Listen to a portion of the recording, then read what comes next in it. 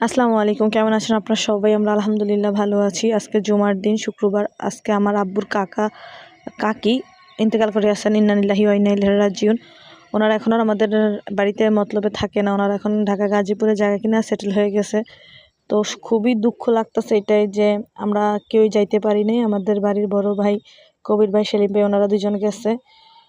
কিন্তু আমার আব্বু যাওয়া উচিত ছিল, কিন্তু আমার আব্বু অসুস্থ আজকে 3 দিন যাবৎ। আব্বু ঠান্ডা জ্বর, উঠা বসার মতো অবস্থা নাই যে যাবে নিজের আপন চাচির জানাজাতে শেষ বিদায় দেওয়ার জন্য, কিন্তু যাইতে পারে না। খুব খারাপ লাগে যখন আশেপাশের বা বাড়ির আত্মীয় স্বজন কেউ মারা যায়, অনেক কষ্ট লাগে, কিন্তু এটা কাউকে বোঝানো সম্ভব হয় না। তো সবাই আমার দাদির জন্য দোয়া করবেন, আল্লাহ যাতে দাদিকে বেহেশত নসিব করে। হয়তো যাইতে পারলে একটু ভালো হইতো। আমি যত গাড়িতে উঠতে পারি না, বা এত লং জার্নি, আমার মেয়ের মাত্র 10 মাস বয়স, ওরে নিয়ে যাইতে পারবো না, তার জন্য যাইতে পারলাম না। খুব কষ্ট লাগতেছে, বুকের ভিতরটা ভাঙা যাইতেছে। আমি আমার নিজের আপন দাদাকে দেখি নাই, এই দাদা দাদিকেই হচ্ছে যে নিজের, যেহেতু বাবার চাচা আমার দাদা, ওই একই দাদার ভাই, তো দাদাই হয়। তো সবাই দোয়া করবেন দাদিকে যাতে আল্লাহ বেহেশত নসিব করে। আজকে দিনটাও ভালো, আলহামদুলিল্লাহ।